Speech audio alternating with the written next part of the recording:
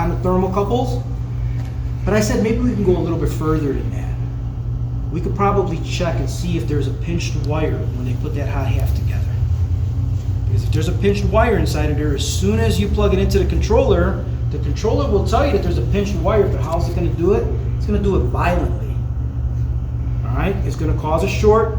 It's going to pop a fuse. Hopefully it pops a fuse on the card, on that card. If it does, then it stops there.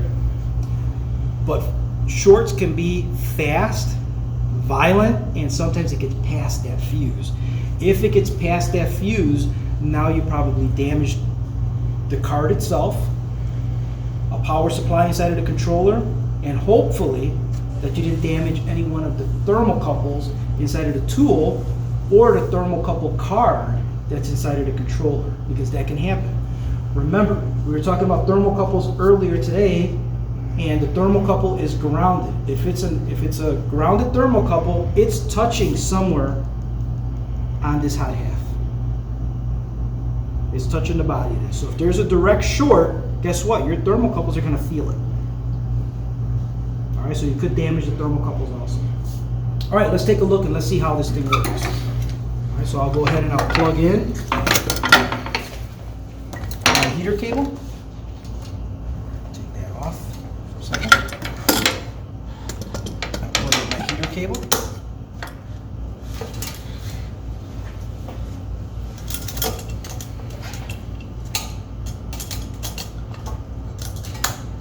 And my thermocouple cable.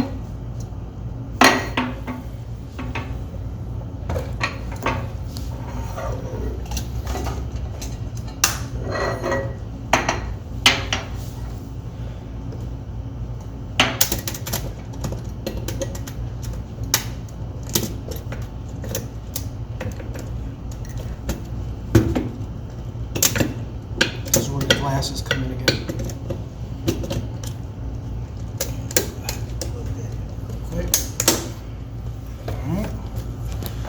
Then I can go ahead and turn the system on.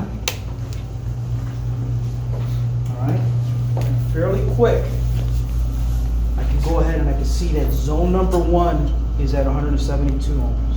So I got a heater there. All right, zone number 2, 172. I probably got myself, these are all of the drops most likely. So whoever's working on this one, kind of know what's going on with it. Got good heaters there too. All right, 169, 5, 17. We've seen 17, so we went from 127 to 17. What does that kind of tell us? Probably looking at the manifolds now. All right, so we got manifold zones here. 17, 25, got another change. That 25 might tell me that it might be the screw, I'm not sure. All right, and we got ourselves some higher heaters here. 248, and now I know that zone number 9 is not even there. So I got an open inside of zone number 9. So it's going to be one or the other. Either zone number 9, there is no heater, or it's a bad heater. All right, there's nothing on 10, 11, 12, so I'm more sure this is probably just an 8 zone. Now I can take a look and kind of confirm that, right? Because I'm going to look at the thermocouples. Right, remember what I said about thermocouples? They're very, very hard to determine if you have a good thermocouple, or, you know, because it changes inside of ohms just by touching it. All right, so we got ourselves our thermocouples, zone number 1, 2, 3, 4, 5, 6, 7, 8, 9, nothing there. This is an 8 zone. Nothing on 10, 11, 12, and back to our ohms. Now if I was doing that with an ohm meter, this is what I would have to do. I would have to get my ohm meter, and I would have to test. Again, I have to know the wire diagram, and I'm also not using my glasses, so I'm going to guess, and I'm going to say that. Put it into ohms, zone number 1. And I got it right. If I didn't have my glasses on, and I went to zone number 1 thinking it was lower, it would show that it was, no, that is zone number 1. I think up on the top. Oh, I'm using the wrong connector. I'm using the wrong heater. Sorry about that, guys.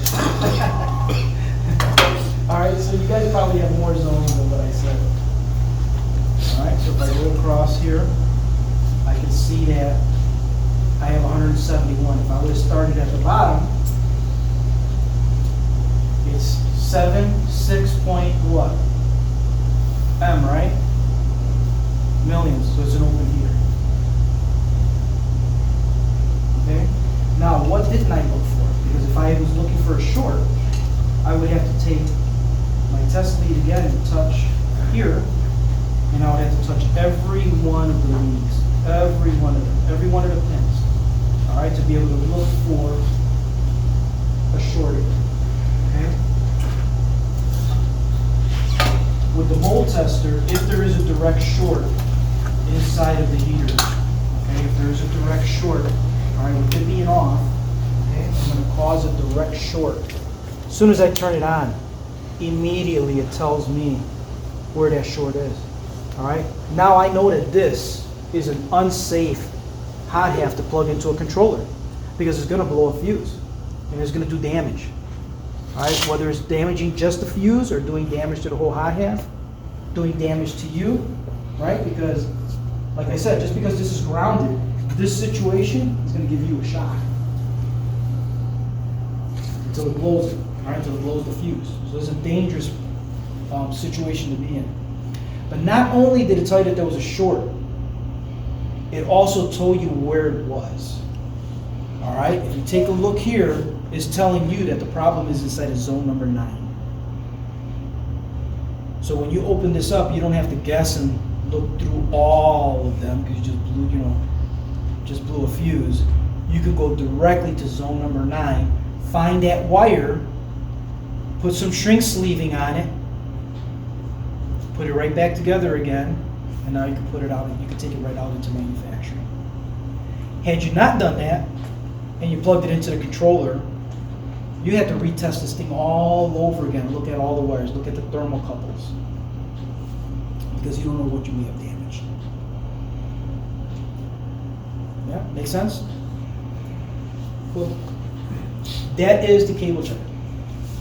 I mean the mold checker.